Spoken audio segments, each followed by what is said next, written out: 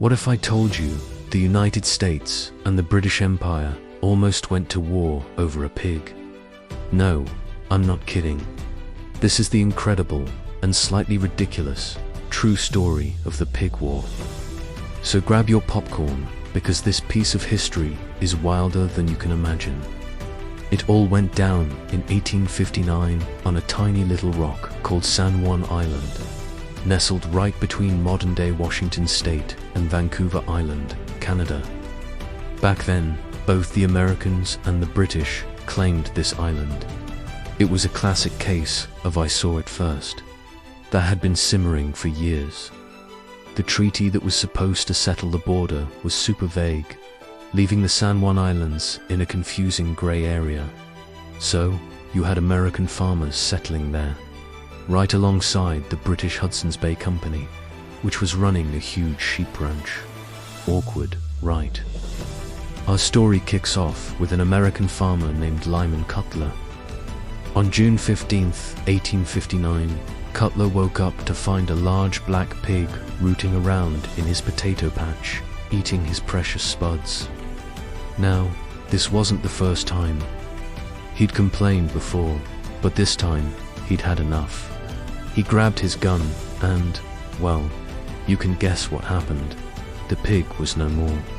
Here's where it gets complicated. The pig belonged to a British guy named Charles Griffin, who worked for the Hudson's Bay Company. Griffin was furious. He confronted Cutler, and the argument escalated quickly. Cutler offered to pay $10 for the pig, but Griffin demanded $100. $100 back then was a fortune. Cutler basically said, no way, the pig was trespassing. Frustrated and angry, Griffin went to the British authorities. They threatened to arrest Cutler and ship him off to Victoria for trial. This is where things really spiral out of control. The American settlers on the island panicked.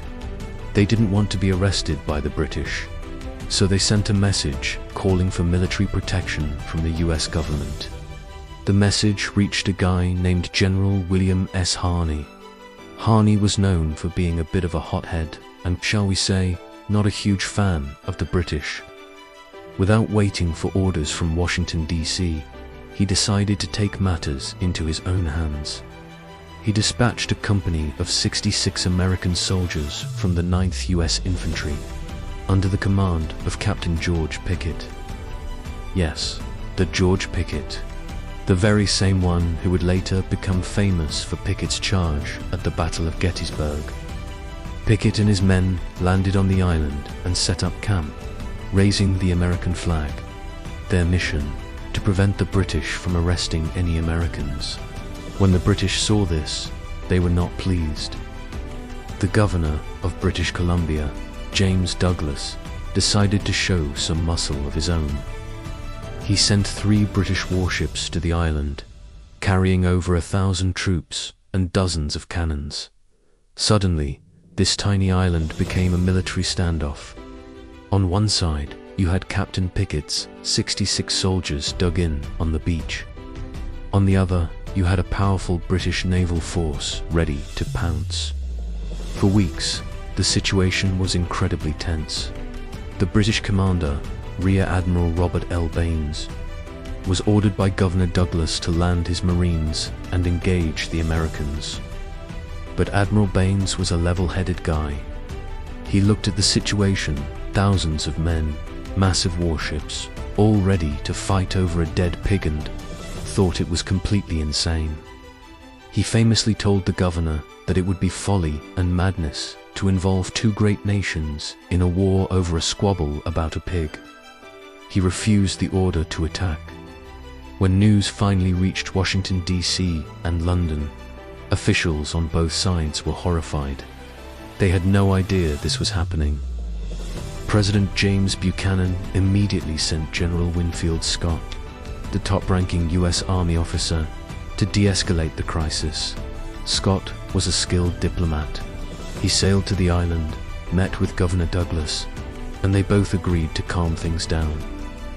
Their solution was pretty simple: a joint military occupation. both sides would withdraw the bulk of their forces, leaving a small token presence of no more than 100 men each on the island. For the next 12 years, the British and Americans lived side by side in relative peace. They even became friends, visiting each other's camps and celebrating holidays together. They called their camps English Camp and American Camp, which you can still visit today. The whole border dispute was finally settled in 1872. They brought in an international arbitrator, Kaiser Wilhelm I of Germany, of all people. After reviewing the maps and treaties, he ruled in favor of the United States. The San Juan Islands officially became American territory, and the British peacefully withdrew. And that's the story of the Pig War. The only casualty of the entire conflict was the poor pig that started it all. It's a perfect reminder that sometimes the biggest conflicts can start from the smallest, most ridiculous things. And thankfully, sometimes cool heads prevail before things get out of hand. Thanks for watching. If you enjoyed this weird little slice of history, don't forget to like this video, subscribe to the channel, and hit that notification bell so you don't miss our next story. See you next time.